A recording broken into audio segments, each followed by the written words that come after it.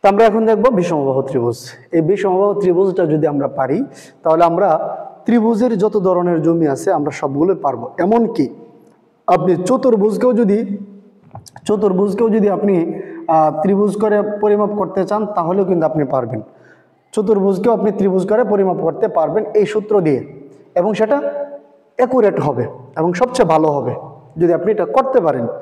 তো এই যেহেতু এটা খুবই গুরুত্বপূর্ণ, তো আমরা দেখব অবশ্যই, এবং ওইটা ভালো করে মুখস্থ করার আমরা চেষ্টা করব, কারণ এটা আমাদের খুবই কাজে লাগবে।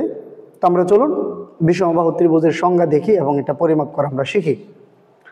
বিষমবাহু ত্রিভুজ, যে ত্রিভুজের তিনটি বাহুই অসমান তাকে বিষমবাহু ত্রিভুজ বলে। যেমন আমাদের এখানে একটা বিষমবাহু ত্রিভুজ আছে 150, 100, 200, তার মানে এখানে তিনটা বাহুই অসমান, তাহলে এটা একটা বিষমবাহু ত্রিভুজ। এটা পরিমাপ করবেন কিভাবে? পরিমাপ করার এখানে দেখেন সূত্র আছে, ঠিক আছে? তো এই সূত্রটা আমরা যদি প্রয়োগ করতে পারি তাহলে আমাদের এটা করাটা আমাদের জন্য সহজ হবে। তো এটা আমরা কিভাবে করব? প্রথমত আমরা জানবো যে অর্ধ পরিসীমার একটা সূত্র আছে, এটা যে অর্ধ পরিসীমা, এটা আমরা আগে বের করব। যেমন এস সমান সমান a plus b plus c division 2, a plus b plus c division 2। আচ্ছা, এটার মান হবে এস। ওকে, তো আমরা এখানে তিনটা বাহু দিলাম, 200, 150, 100, দুইটা বাহু আমরা তিনটা বাহু দিলাম, যেহেতু এখানে তিনটা বাহু আছে। এই তিনটা বাহুর যোগফল যা হবে, বলতেছে এ প্লাস বি প্লাস সি, এ যোগ বি যোগ সি, যোগফল যা হবে, যোগফল এখানে 450 আসে, এটাকে আমাদের 2 দ্বারা ভাগ করতে হবে, এই যে 2 দ্বারা। তো আমরা 450কে 2 দ্বারা ভাগ করলে 225 হয়, তাহলে বোঝা গেল 225 হলো এস এর মান। তাহলে আমরা অর্ধ পরিসীমা পেলাম। এখন আমাদের কাজ কি? এখন আমাদের কাজ হলো ক্ষেত্রফলটা বের করা। তো ক্ষেত্রফলটা আমরা কিভাবে বের করব? এটা বের করার জন্য আমাদের কি করতে হবে? Root over s into s minus a into s minus b into s minus c, এটা দিতে হবে। আমরা কিন্তু এস পাইলাম এখানে, ঠিক আছে? এই এস এখানে নিয়ে কিন্তু এই কাজটা করতে হবে। তো এটা হলো ক্ষেত্রফল বের করার যে সিস্টেমের যে সূত্রটা, এটা আমরা এখানে দিলাম। এখন আমরা এটা প্রয়োগ করি স্টেপ বাই স্টেপ। এখানে সমান সমান রুট ওভার দিলাম, এরপর এস, এটা কিন্তু এস, এটা কি 225 মানে কিন্তু এস। এরপরে বলতেছে ইন্টু দিতে হবে, দিলাম। এরপরে বলতেছে এস মাইনাস এ, এই 225 কিন্তু এস, আর এই 150 কিন্তু এ, মানে এস মাইনাস এ। এরপর আবার ইন্টু দিতে হবে এস মাইনাস বি, এরপর আবার এস মাইনাস সি, মনে থাকে যেন আপনাদের, ঠিক আছে? ওকে, আমি একটু আপনাদেরকে দেখাই দিলাম।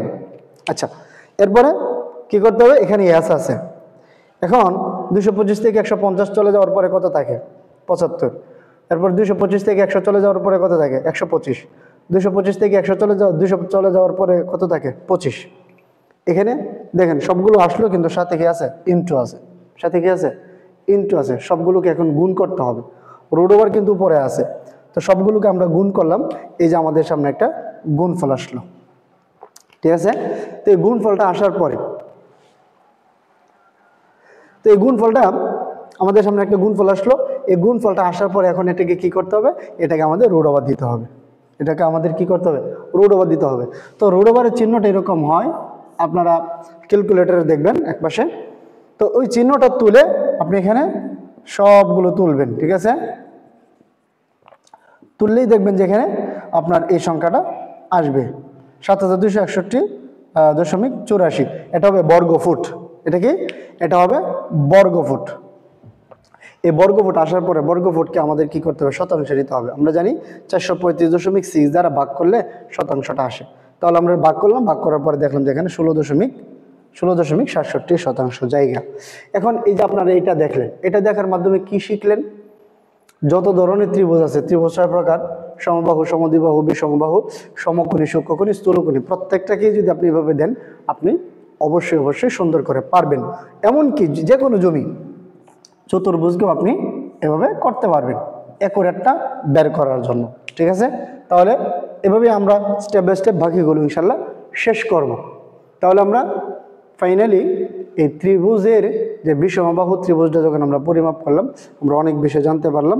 তো আশা করি এভাবে আপনারা শিখতে থাকবেন, প্র্যাকটিস করতে থাকবেন। তো সকলেই ভালো থাকবেন।